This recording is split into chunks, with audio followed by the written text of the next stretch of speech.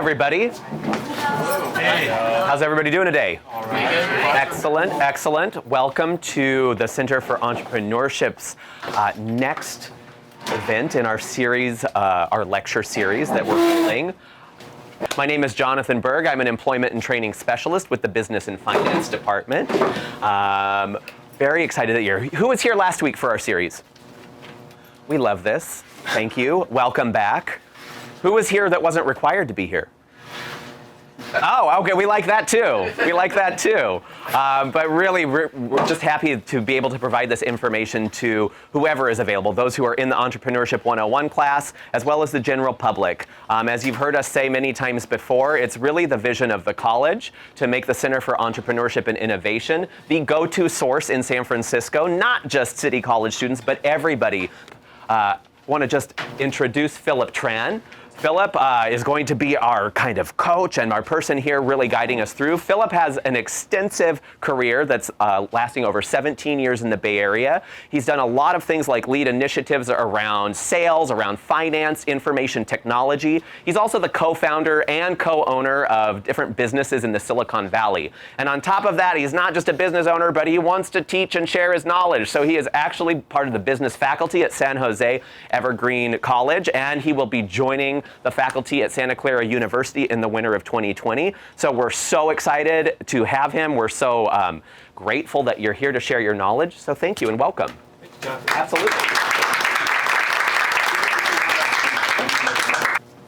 Good afternoon, everyone. Thank you, Vivian, for the invite. It's a pleasure to be here. I want to give you a little bit about my background. So I kind of want to walk back on my career instead of starting from the beginning. I'll start backwards. So it's kind of hard to see there a little bit, but in 2019, about 6 months ago, my partner and I, we started a waste management company. It's called Waste Pros. Before that, I'm still part of this business. I created this with a couple of my friends, 2 of my other partners. The 3 of us, we formed Create 88. Before that, in 2014, had this business I started on my own. This is the only business that I started on my own, and it's called Mojo's Motors. I had that business for about 3 years before I joined Create 88 with my other partners. So before that, I spent 17 years in the Valley doing various jobs. I mean, I do mean various, and I'll prove to you how various it was. So starting in about 1999-2000, around the dot-com bust, I was a forensic toxicologist and a firearms examiner and an evidence officer at the Santa Clara County Crime Lab. So that didn't last very long. That only lasted for a year because I was looking to see how much money I was making, and then I was seeing how much people in business were making, and I want to go into business. So after that, after a year at the crime lab, I joined a company called EDS. HP bought out EDS, became this huge company. So I worked there in IT. So my title technically was infrastructure engineer. I wasn't really engineering anything really. What I was doing was I was managing web servers and database servers, making sure that they're up. So after that, I wanted to go into a career where things weren't changing so much because I would spend my weekends, my days off, playing on my Unix box, practicing with SQL, just to update my skills to make myself employable. Half of it's out of curiosity, the other half is just out of plain fear of I hope I don't get laid off. I want to keep my skills up. So I'm like, okay, what's going to change? What career is just not going to be so fluid and changing all the time? Well, numbers don't change that often. I'm going to go into accounting, or in finance. So I joined Lockheed Martin as a financial analyst. I was there for 3.5 years. The reason why I chose Lockheed Martin is because my friends had worked there, and at the time there was no cap on paying for your graduate degree. You could have gone to any school you wanted. Doesn't matter how much it costs. They'll pay for all of it. So that's when I decided to go back to get my MBA. And they paid for most of it. So I was a financial analyst at Lockheed Martin. I got promoted to a different role at Adobe. Then I do more finance work. This is all corporate finance, by the way. So it's what's called financial planning analysis, FP&A. Worked at VMware for a little bit. Worked at Ducati North America. At this point, I became a manager there. I worked for a company called Various. And then after working in finance for about 6 years, I just didn't want to be behind the spreadsheet anymore. I was just tired of just being behind the spreadsheet. If you're not at your desk, you're not working. So I'm like, well, you know what? I feel like I'm pretty outgoing. I can feel like I have a lot more to offer than just doing analysis work. So I wanted to do IT sales because I have some background in IT.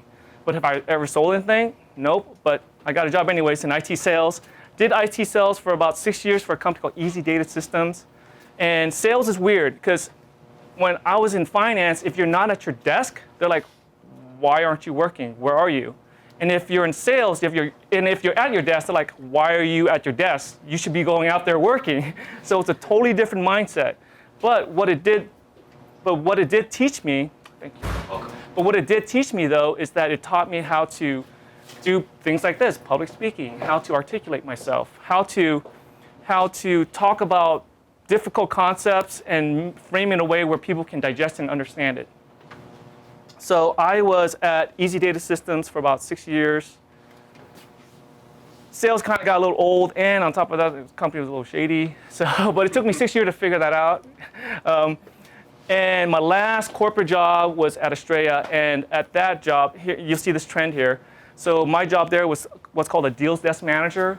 So what a deals desk manager does is they'll take sales proposals and then build financial models against those sales proposals to see if they make sense financially for the company. They saw that I had a background with Excel, so they liked that. But I had no business. I've never done any document reviews in my life. Didn't matter. They gave me the job anyways. That lasted 3.5 months before I said, I don't want to work anymore. That's when I knew I can't do corporate anymore. It just wasn't for me. So if you see here, there's an overlap on when I started my career and when I had my business or my businesses. And the reason why is because when I tell my students in my entrepreneurship class, if you want to be an entrepreneur, if you really want to be an entrepreneur, go get a job. Because guess what? If you get a job, they're paying you so you can learn the business. And you don't get stressed. So guess what? When I had Mojo's Motors, and if somebody says, hey, I don't want to buy your car, like, I don't care. I got a full-time job. You don't have to buy my car. I'll just keep it. I'll just sell it to someone else. I didn't feel that pressure. So maybe that was good, and maybe that was bad. Maybe it was good in the sense that I didn't have this pressure, but maybe it was bad because I wasn't maybe as hungry as someone who was dying to sell that car. But for me, it worked. So when I had these businesses all the way till 2017, I was still working in corporate. From 2017 till current, I've been teaching part-time at San Jose Evergreen Valley College School District. Oh. Oh, and by the way, that doesn't include all the other jobs I had in college. Taco Bell, Kmart, Seventh-day Adventist Church. Hey, as long as they pay me, I'll believe in whatever you want to sell. 7-Eleven, so I had all these other various jobs when I was in college as well too. Yeah. It looks like I was really lost, and I was lost for a while. I was like, what the hell am I doing with my career?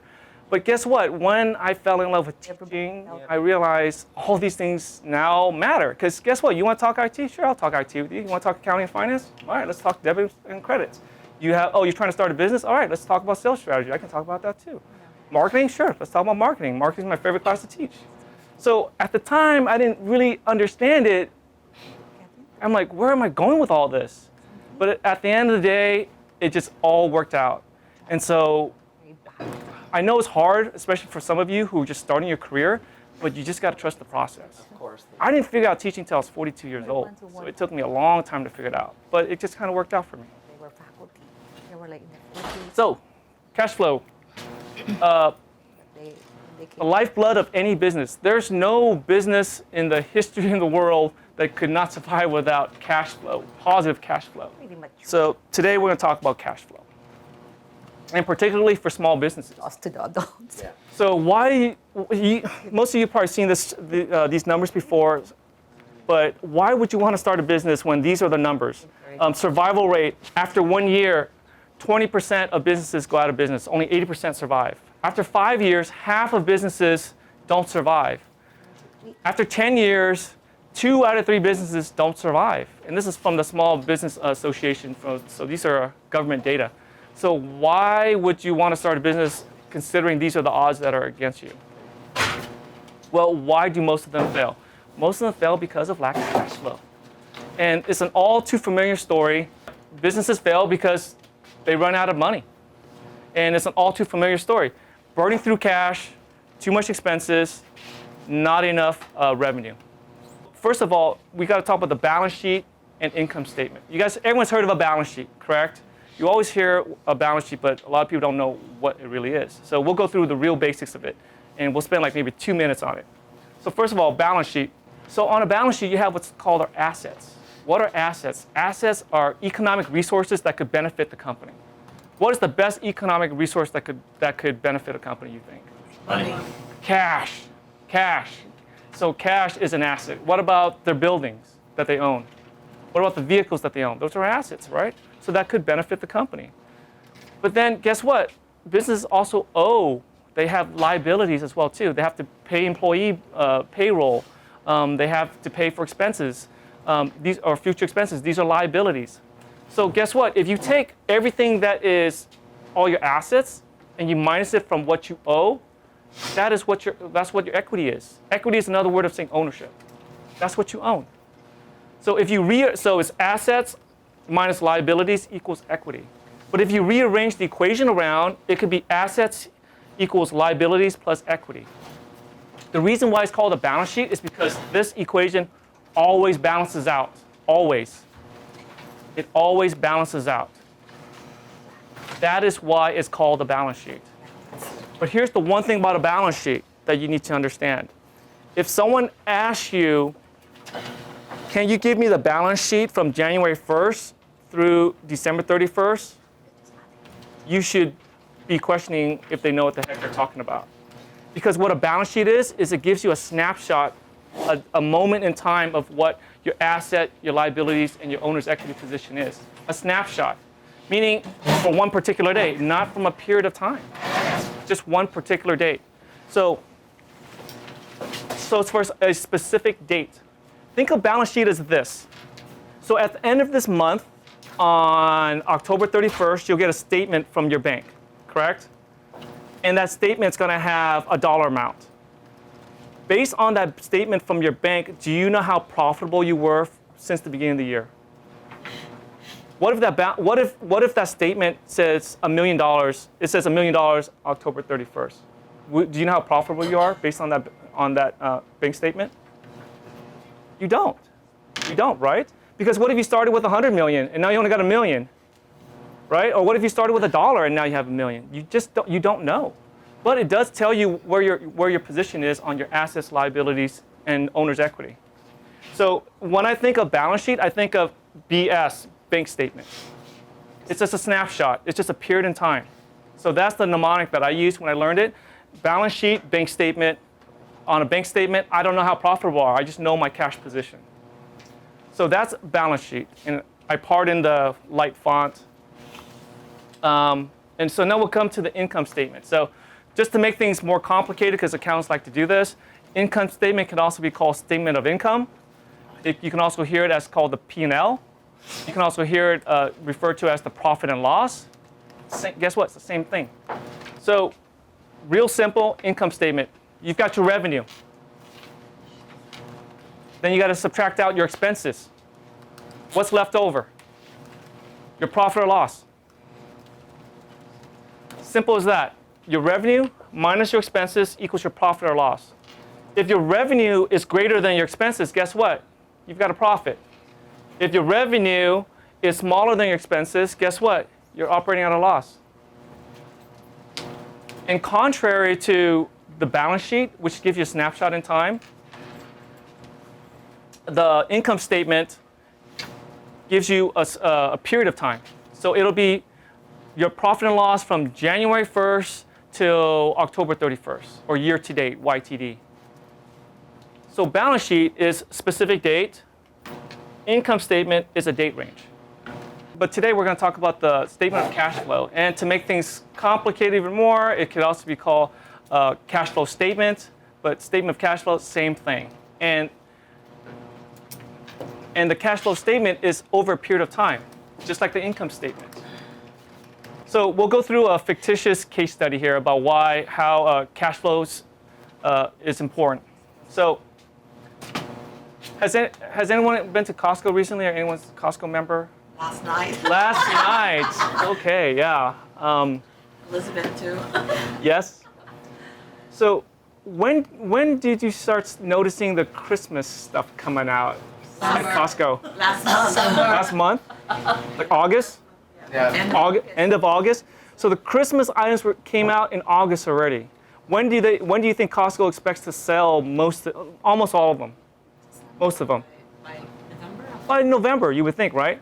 But when they bought the Christmas items in August, when do you think they have to pay for it? Can they pay for it in November, or do they have to pay for it when they receive it? January. No, they wait a few months. They usually pay for it when we'll keep it simple. They have to pay for it when they received it. So let's just say that their margins on their Christmas items per store is they buy it for $60,000 and they sell it for $100,000. That sounds pretty good, yeah? 40% margin, like, oh yeah, we'll do that all day.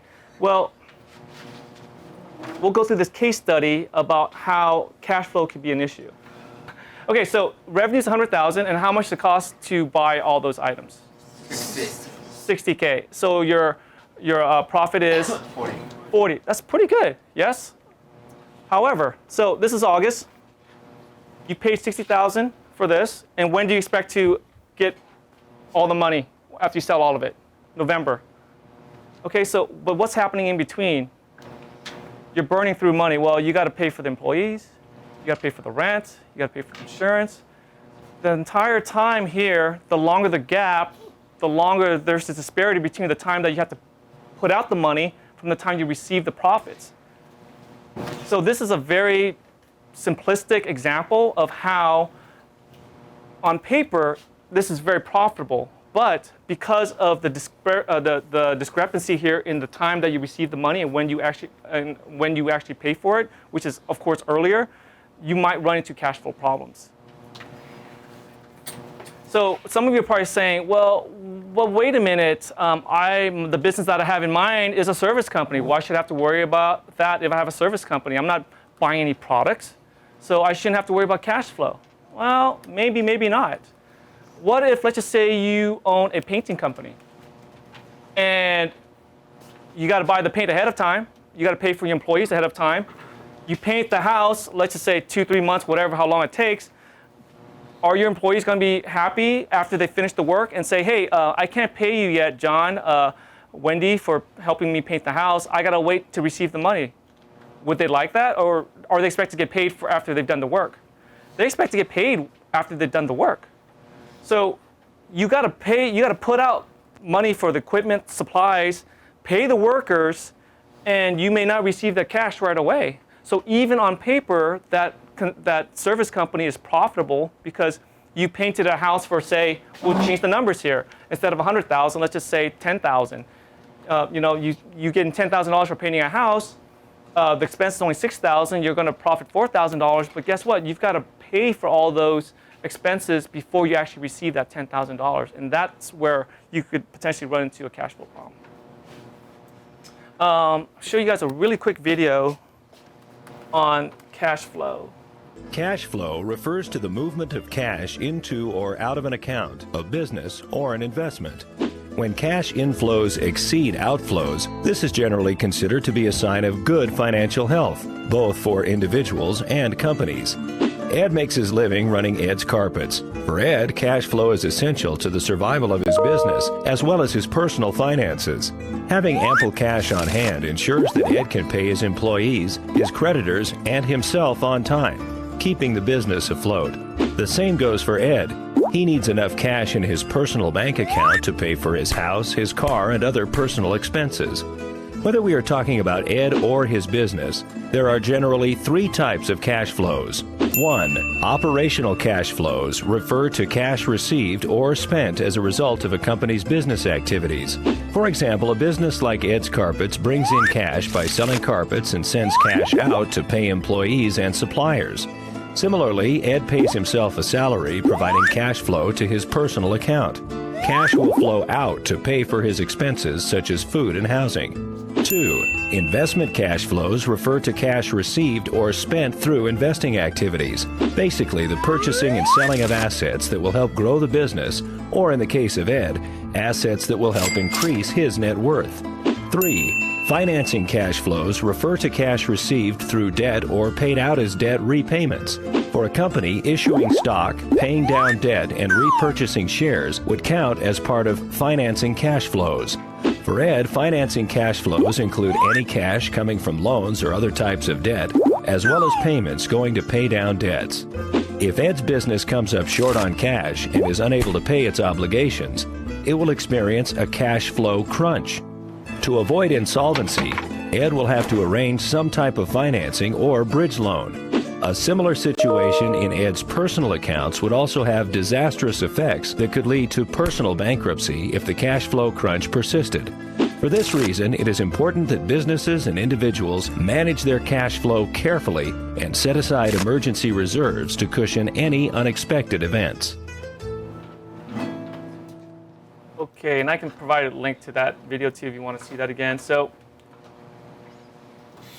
the title of this talk is I'll take. the title of this talk is about the Valley of Death. And so what is this Valley of Death? So think of this parallel line right here, this horizontal line, as anything above it is positive cash, and below it is negative. So and this line below here is your cash position. Usually when you start off on a business, you're not in a positive cash position yet because you're starting it off. So in this example, this is more like a .com technology company, but it kind of proves the point here. So in the beginning, you're kind of operating at a loss because you're still trying to grow the business. Once you start launching your product, well, guess what? To launch your product, you got to do marketing. You got to do have all these expenses to get the product out there. Initial traction, this is the early adopters. These are the people that they've heard about your business, it's new, or your product, and it's new and it's novel, and they want to give it a shot. And so this is when the Valley of Death starts creeping in, because now it starts getting really expensive. And here's the kicker. The kicker is that the more successful you are, the deeper this Valley of Death is. Why is that? Well, the successful you are, meaning if, let's just say they want 10,000 products, well, this is maybe this deep. What if they're asking for 100,000 products or a million of these products that you're selling? Well, guess what? This is not a shallow valley anymore. It becomes a really deep hole. So the crazy thing is that, like I said, is that the more successful you are, the bigger the hole you dig. So that's why it's so important. At this point, the product is a complete success, but guess what? A lot of times when the product's a success, you're not receiving the money yet. You put out all this money to produce the product or service. When I say service, I mean, what if it's just like a website or something, or some type of technology, and it's not an actual tangible product? Well, that service costs money to build a sophisticated website. You poured all this money in there. Now it's a success, but guess what? You poured so much, and now you're about to run out of money because you haven't got any revenue coming in yet. So this is why it's called the Valley of Death. And if you're lucky and if you have enough money, you can come out of this, and at this point, at this inflection point right here, you become cash positive. But you see here how you've got to go through the growing pains here of this Valley of Death. And this is not true for all businesses. So I don't want to scare everyone that, oh my gosh, all these businesses, you may potentially be in this Valley of Death. I may not be profitable. Well, this is only matters if the service or product you provide, you're not getting immediate revenue for it. There's a delay in the time that you put out the expenses versus the time that you actually collect revenue. So for example, let's just say you have a hot dog stand and you don't need to buy, and you only buy the supplies that day, okay? The only time you buy the supplies and ingredients, whatever, the meat, the buns, is that day. And then you sell, let's just say you sell most of it that day. Well, guess what? You put out the money in the morning, you sold all your product, there is no cash flow issue now. You put out the expenses and you've already gotten the revenue for it. So I don't want to scare you thinking that this applies for all businesses. Just be mindful of whatever business that you are starting, that if there's that delay, that you have to be aware of this Valley of Death. So what immediately affects cash and what does not? Oh, I might need your help here. So you're going to need to know this because we're going to do a cash flow model with our worksheets. And so a lot of times when students work on the cash flow spreadsheet, it's not easy for them to distinguish what is cash related, what is cash related, and what is not. So I'm going to go through some items here of what is cash related and what is not.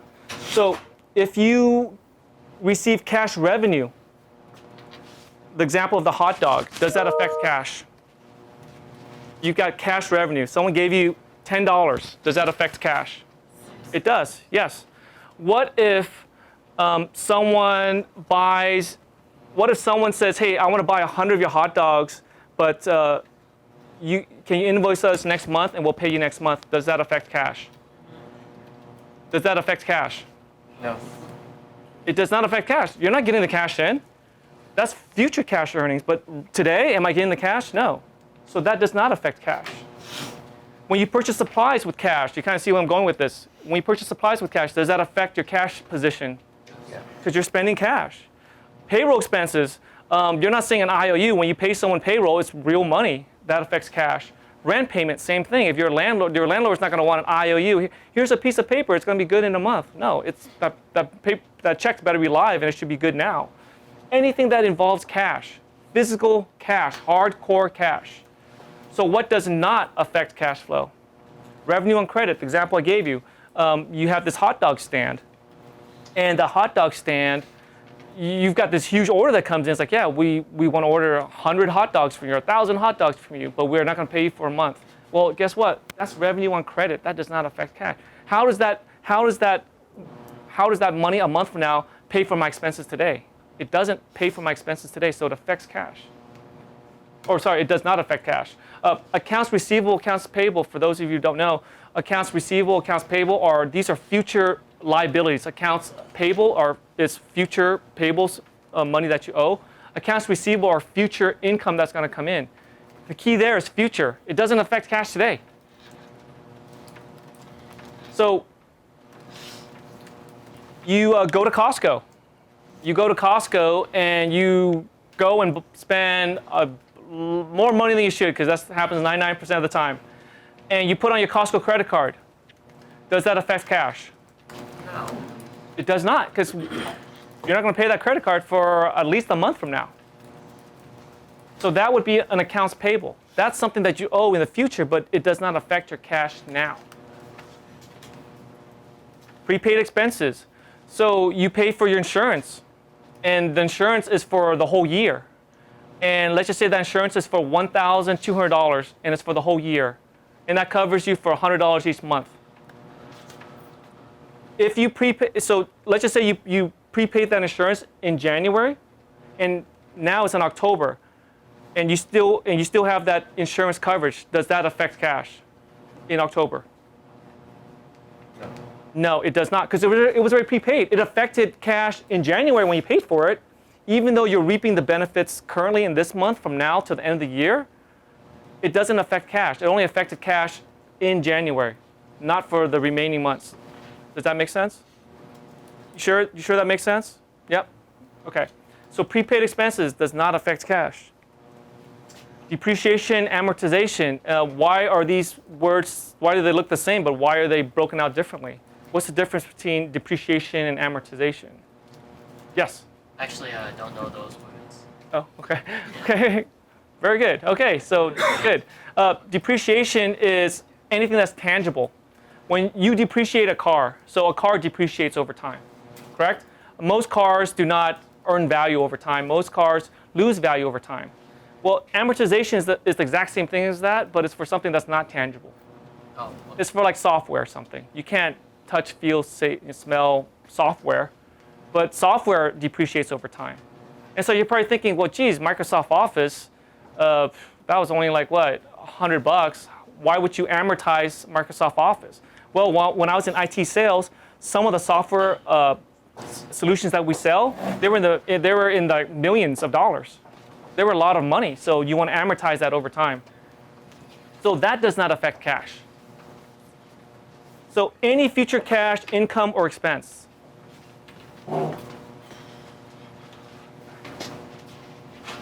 Those do not immediately affect cash. So what causes cash flow problems? So this is not an extensive list. I've only just touched on the top 4, but we can go through these. So the cause of cash flow, low profits. If you're not making a profit, then that's going to affect your cash flow. So if you notice here, I didn't say low revenue, I said low profits. What's the difference? What's the difference between revenue and profit? Ladder cash burn. So Profit, you're still making money. Profit is the delta. gross revenue, expenses. This is going to be your cost of goods sold. This is going to be your profit, your gross profit. You could be getting revenue, but for everything you sell, you're losing money. That's not going to help. That's low profit. And why would companies do that? Well, plenty of companies do that. Can I go back to the Costco example? Those chickens, those $4.99 chickens, do you think they're making money off that? Yeah, they're losing like $1 every time they sell those chickens. You know that? Every time Costco sell those chickens, they're losing like $1 on those things. So that is not profitable for them. But of course, they have an overall strategy of why they have that. So I did not put low revenue because if your margins are not high enough, then it's going to affect your cash flow. Are you guys familiar with margins? You guys heard of margins before? Okay. So if your margins aren't high enough, then it's going to affect your cash flow. So I'll put margins up here too. So that's going to be your gross profit divided by your revenue equals gross. That's your gross margin percentage. So your margins is used to calculate to see how profitable your business is or your product. So low profits affects cash. So what else affects cash? Overinvestment of your business. So I'm guilty of this. Definitely guilty of overinvestments because when you start a business, you're thinking, wow, I could pay $5,000 for this website. That'll just be good enough. Or I can spend $10,000 for like it's got all the bells and whistles. It's only $5,000 more. Should I do that? Or let's just go back to the hot dog stand. Okay, I can spend $1,000 on a regular hot dog stand, but if I pay $1,500, $500 more, I can have this hot dog stand with the chrome wheels on it, and it's got the LED lights, and it's got the disco ball and everything. Very tempting to just pay a little bit more for something that you think, and then you try to justify it. You're like, yeah, but if I spend more money on this fancier hot dog stand, then I'll get more revenue coming in. It's easy to fall into that trap. We did this when I was with Create 88. We got a fancy office on Main Street next to Nordstrom, $6,500 a month. 9 months into the business, we wanted to get out of the 3-year lease on $6,500 a month. Long story short, they basically said, pay us for 3 months and get out of here, and we'll get you out of the lease. Boom, 20 grand. Pretty much cost us $20,000 just to get out of the lease. Because why? Oh, we wanted this fancy show-off office with the glass doors and everything that no clients actually ever came through, you know? And then I had to drive my butt from San Jose to Walnut Creek just to look at this damn thing. But we fell victim to that. So when you start your business, you hold on to that cash and you just got to be really tight-fisted about it. And as your business scale, then okay, maybe you can expand on what you have. But try to hold on to that cash and try to avoid overinvesting. Excess inventory. This is also along the lines of overinvestment as well too. So excess inventory. And again, when you're thinking about this logically and you're in this room, you're thinking, well, why would you buy more inventory than you need? But what if somebody says, let's go back to that hot dog stand example. What if someone tells you, hey, if you buy 100 hot dogs, we sell it to you at the regular price. But if you buy 200 hot dogs, we'll give you a 50% discount. I'm like, oh, well, that's pretty tempting. If I buy more, then I'll save more. And it's very tempting for you to add on to that inventory.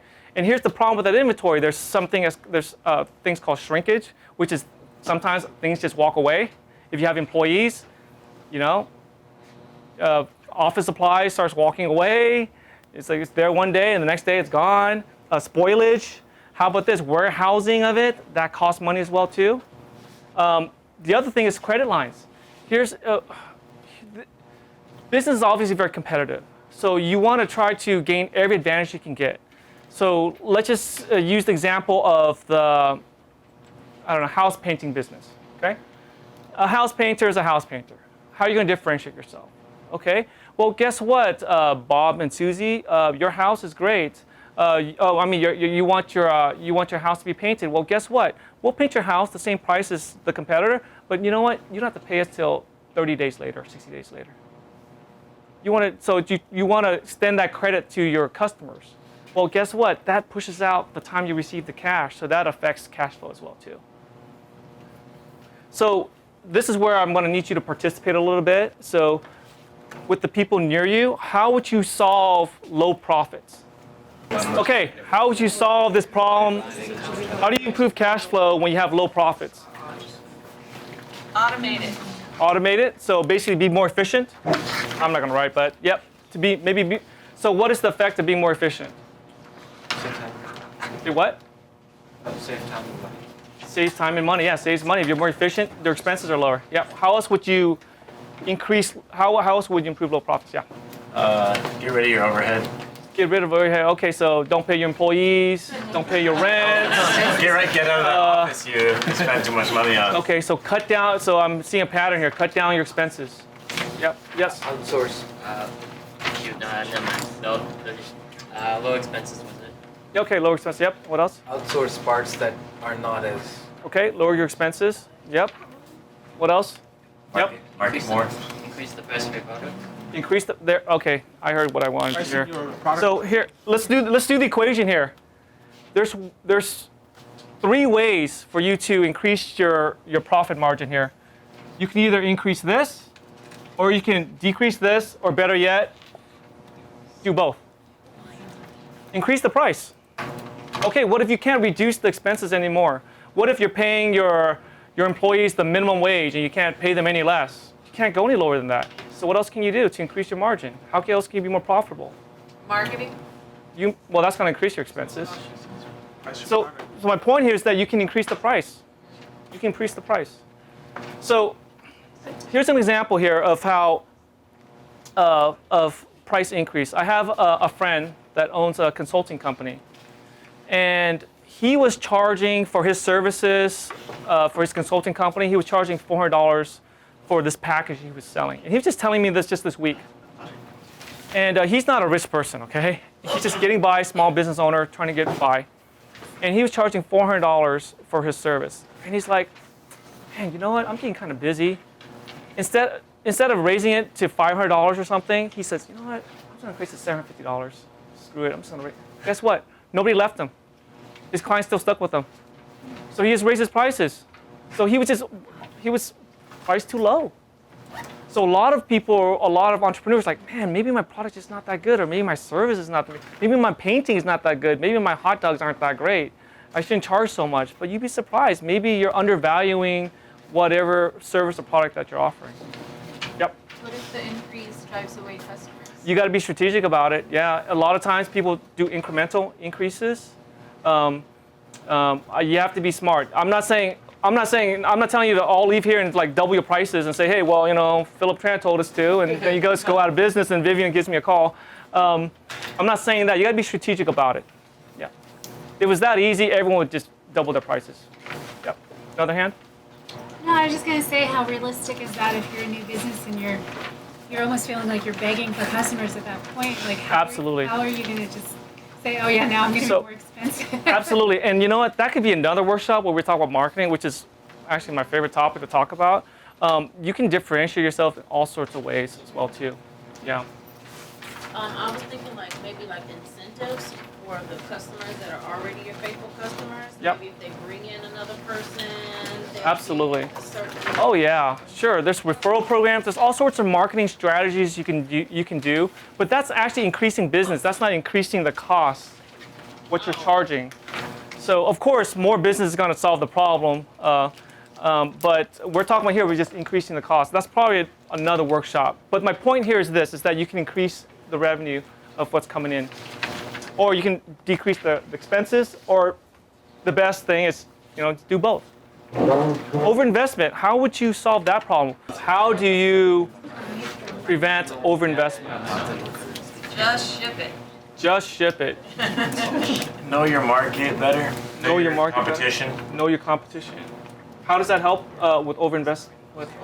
Well, if you wanted to invest in your company to make the best product possible, if you knew what your competitor was doing, you could figure out exactly how they produce it and not waste any. Oh, okay, yeah. I like that, yeah. Just know your limit and look at what you have. Know your limits. Yep. That's actually the answer. I think you kind of hit it on the nail. Be disciplined. And here's the thing. Being disciplined is a lot easier said than done, right? I mean, I'll ask you guys during Thanksgiving, and let's see how disciplined we all are. Being disciplined is hard. So guess what? There's a reason why the first business I started was just me, and the businesses afterwards, I went with partners. It's because I need to bounce ideas off people. Every idea I come up with are all brilliant. In my mind, in my room by myself, I think they're brilliant. And then I talk to my partners like, dude, that was stupid. Like, actually you're right. So you got to be disciplined, but it's hard to be disciplined when you're on your own. That's why solopreneurs, what they're called, it's really difficult, really difficult. Yeah, saw a hand?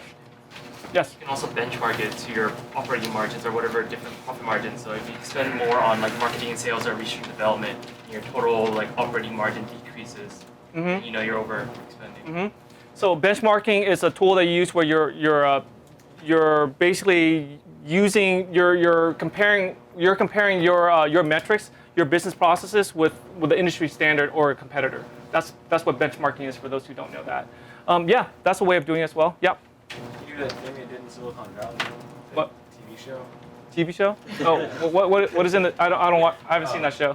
They were talking to other people who had investors, and they were given a good chunk of money to accomplish a lot, and what they were asked to accomplish was way too much there and under. And so they asked for less money to reach a smaller goal, and everything was more manageable. Oh, okay. Yeah. So think of it in terms of increments instead of a big picture. Just break it into smaller chunks. So I like where you're all going with that. So the reason why I brought this up is just be mindful that it's easy to get carried away, especially if you're starting this business on your own. It's easy to get carried away with overinvesting, buying that, because salespeople are slick, right? If you're talking to a web developer, it's like, yeah, this is a great website. It's 10 grand, great. Oh, you know what? If you want an app, it's another 2 grand. Do I really need an app yet? But you know what? It's 2 grand now. But you know what? Next month it's gonna be 5 grand. So if you want it now, we can build it for you for 2 grand right now. Yeah. It's got to be disciplined. You got to be disciplined. Excess inventory. So this is to answer your question about Dell and just in time. But I want you guys to try to figure out this answer. How do you deal with excess inventory? Because excess inventory will affect your cash flow. If you got a bunch of products, if you're the paint example, if you got a bunch of paint and whatever, paint goes bad. It doesn't last forever. You got to warehouse it, store it. It could break. It could leak. There could be all sorts of damages, and your money is tied into that cash. How would you solve the problem of excess inventory? Because that will affect your cash flow. Just buying the right amounts of what you need, but this does not apply to Costco. Does not apply to Costco. Okay, so you can splurge on Costco. Yeah, because you will go there and for something, and you end up buying so many things because everything is so cheap that you know that in the sense that you're gonna need it in the future. It's an excess inventory, but you're getting that at a lower rate. So. Okay, so is that? Can I play devil's advocate here? So if you have to. So let's just say you go for a supply run. You got to go buy supplies once a week, and you're saying, don't go more frequently.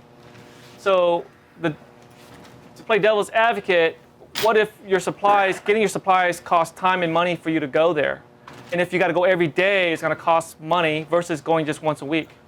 Because let's just say you have employees and they go on a Costco run once a week. Okay, you pay them, but if they're going every single day, that gets expensive. So how practical is that? For some people, that could work. Yes. So I'm just giving you guys a hard time.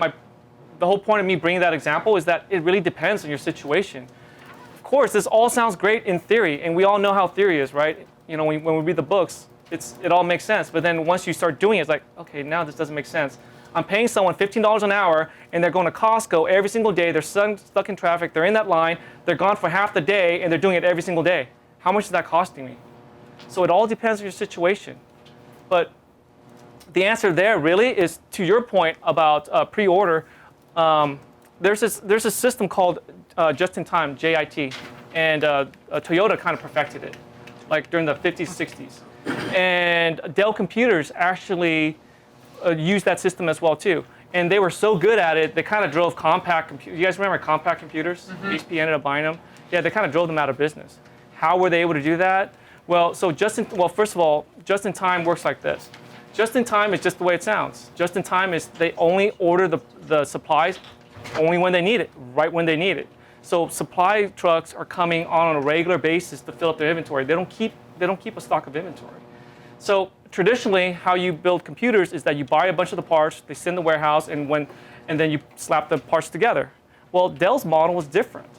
Dell computers, they would when you pre-order the parts, when you customize your computer, I still remember the days when they had what the Dell slogan was, "What can we build for you today?"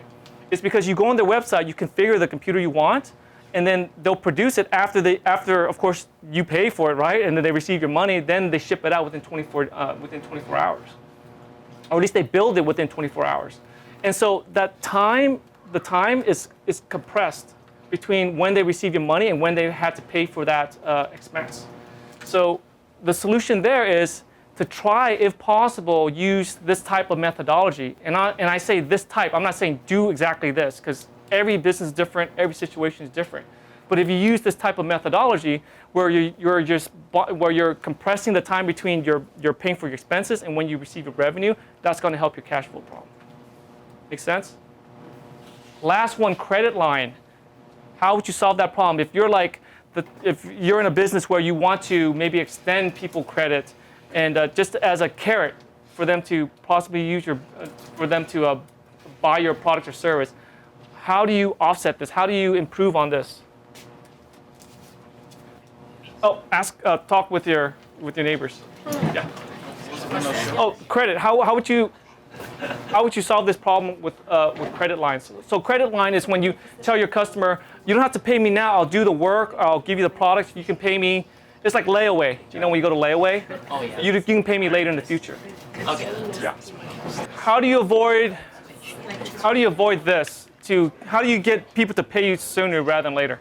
Charge interest. Well, I think Charge interest. Okay. Yeah. yeah, in that specific section is depends on the business, but most of the time, no credit. No credit. It's either pay now or. You pay now. Or Well, I don't know. tomorrow. My customer, your competitor is selling the exact same flowers you're selling, and they told me I don't have to pay for 30 days. No, I was talking with him about Yep. one experience. Let me ask you this. We're talking about theory here, right? And we're talking about real-world application. How do you feel if you were a customer and you got charged interest? How long are you going to be shopping there? But here, you remember what I was saying about how this kind of circles back into the job interview question. You can spin things any way you want. Instead of charging interest, how about this? Why don't you just charge them more and then give them a discount? Yeah. But in their mind, they're getting a discount. And so how do you do that? Thank you for the pitch. So 210, net 30. You guys know what this means? Yes. No. What this is if you pay within 10 days of when we send you this invoice, we'll give you a 2% discount. But after 10 days, you have to pay within 30 days the full amount of the invoice. So this gets back into the revenue. Why don't if you just charge them more and just give them a discount for paying early? So the appearance is that they're getting a discount, but they're just paying what you wanted them to pay anyways. And if they paid after 10 days, this is their, between 20 to 30 days, this is their, you can call it interest, but now they're paying a little bit more. Does that make sense? So there's all sorts of creative pricing strategies you can use, but the idea of, hey, if you don't pay me within something X amount of days, I'm gonna charge you interest, good luck having return customers. They're not gonna like that. Yeah? You could have a kind of a pre-order system. Yeah, to your point, yeah, pre-order system, depending on your product or service, you could, yeah. What I always like is this perception of discounts. And let's just say let's just go back to that example of painting a house. And let's just say painting the house costs $10,000. And you're like, well, you know what? Let's just say it's $10,000. Let's just say, what if you told them, well, if you were to pay 20% up front now, we can give you a $500 discount. See where I'm going with that? And guess what? Maybe you don't sell it for $10,000 to paint that house. Maybe you sell that house to be painted, guess what? $10,500 or something. In the end, you still hit your margin, but it's just how you price it. You always have to make them feel like they're winning. You got to make them feel like they're getting value. That's what it ultimately comes down to. They have to feel like they're getting value. And what is the definition of value? It's a perception. Yep. Reality, I don't know. Do you think those purses out there that are selling for $10,000, are they really worth $10,000? But the value and the perception is there, is that they are worth $10,000. So in their mind, the perception is that they're getting a deal, but in reality, it's the same thing. They're just not getting penalized. Now, I don't want to go too deep into this, but credit is based on trust. If there's no trust, there's no credit. Your credit card statements, or every time you use your credit card, anytime there's an extension of credit where you're giving some type of something of value and not getting a complete payback on it right away, there's this trust factor. So, to your point, if the trust isn't there, then it's not going to work. Yeah. So, the solution to that is that pricing strategies. Use creative pricing strategies to give that perception of value. Instead of giving the value of extension on credit, they're getting a value of, oh, I'm getting a discount. Well, I'm paying it early, but I'm getting a discount out of it. But you're really just getting them to pay what you wanted them to pay in the first place. Okay, so we'll continue here. So we'll use this fictitious example here of January 1st, 2019, and I've got this waste management company, and I want to buy a truck. And you tell me if it affects cash flow, okay? I want to buy a truck. It's a $30,000 truck, but I don't have $30,000. So on January 1st, I'm going to take possession of this truck, but I'm going to get a loan. And I'm going to down 10%. What is my effect on cash flow for the month of January? $3,000. Is that an outflow, money going out, or money going in? Out. Yes, so $3,000. And my car payment on this truck starting on February 1st is $500 a month. So what does that affect on my cash flow for every month? Minus $500 every single month starting in February. So this is how you would do a cash flow analysis. And you would do this for all your expenses. You look at your rent. You look at your employee and your payroll. And it's more sophisticated than this, right? Because then you're like, okay, well, what about insurance? What about gas? See where I'm going with this? There's a lot of moving parts, a lot of variables, so you got to really think through your business. For some of you who are not familiar with doing this, my suggestion is if your business is already running, go through your bank statement and look at all your expenses. Use that as a template. That's not a complete picture for all your expenses, but at least it gives you an idea of where to start instead of just like this blank spreadsheet. This section of the workshop will wrap up. So the key takeaway here is profitability does not equal financial survival. So just because you're profitable on a piece of paper on a spreadsheet, you've done the math. Like, oh man, I'm going to kill it with this cream I'm going to sell. I'm buying it for 50 cents and I'm selling it for $10. Okay, well, you better be profitable. But my point there, just because you're profitable does not mean that you're not going to run into does not mean that you're going to be financially positive, because you might run to that valley of death curve. So has anyone ever heard of this golden circle? Simon Sinek? No? Okay. Would you mind? So as an entrepreneur, someone who's starting their business, there's one thing about starting your own business is that you set your own hours, which is good and bad. No one's there to tell you, hey, you got to work in this business from 8 to 5. You work in your own time.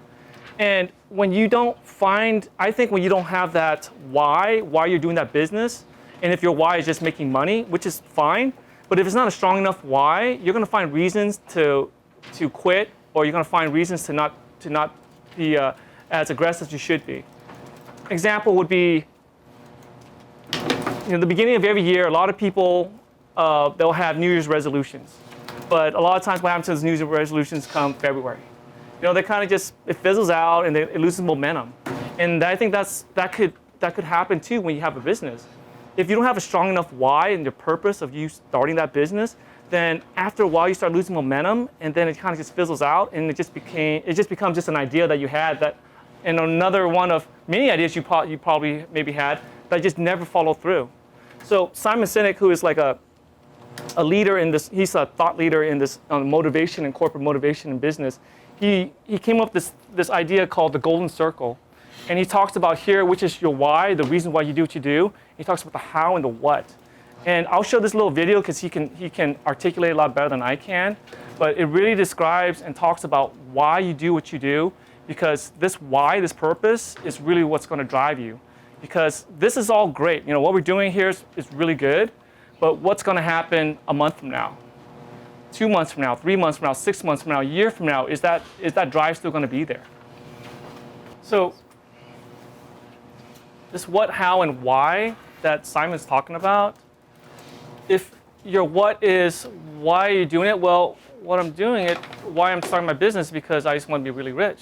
Well, if that's your goal and your why you're doing it, the bigger reason why you're doing it isn't strong enough, well, you know what? That's not going to push you along. In my opinion, it's a lot easier to give up or make excuses for quitting, or maybe coming up with another idea that ends up just being short-lived as well too. So Simon Sinek, he wrote this book called Find Your Why. I believe it's called Find Your Why. Start with why. Thank you. Start with why. And it's pretty powerful. So I would suggest you take a read. It's not too thick. I don't know how. It's a pretty short read, right? You can probably finish over the weekend. What's that, Sherry? Yeah, it's not too thick. So it's worth checking out. So you kind of see my career path was like all over the place, and so a lot of and that's why I love teaching at the community college level, is because I see so many students. I'm like, I was in your seat, like lost, like not knowing what the heck I wanted to do, and in my night class especially, meaning my night class are more lost, and a lot of them, I would say like 1/4 of them already have 4-year college university degrees, and they're in my night class. And I'm like, that was me taking SQL with my physiology major, And so I had all these different career paths, and that's because I didn't know what my why was. Like, what was my purpose? And I always you saw me jump around all these different companies. That's because, maybe the problem was the companies. And then when I hop around enough companies, I realized maybe not the companies, maybe it's the career. And then I hop around different careers, like, okay, it ain't the careers. I'm running out of careers, It's just me. I'm just not employable. Well, except at the community college for all the deans that are watching right now. Except for teaching. But in terms of working for corporates, I'm just not employable. Like, it just doesn't satisfy my why. So I think I would ask you to figure out why are you doing what you're doing? Why are you coming here and sitting through this class, listening to me, reading these books, watching these videos, doing all this extra work you're doing, and probably on top of your other responsibilities as a mother or father or a husband or wife? That's a lot to take on. Like, why are you doing all this? So I love this quote by Jim Rohn. It's formal education will make you a living. Self-education will make you a fortune. So don't stop learning. I love the fact that you're still here, even for some of you who are done with your academic careers. Thank you very much. Here's my contact. I'm on LinkedIn, very accessible there. And if you have any questions, you can come up and ask me. All right, thank you. Thank you.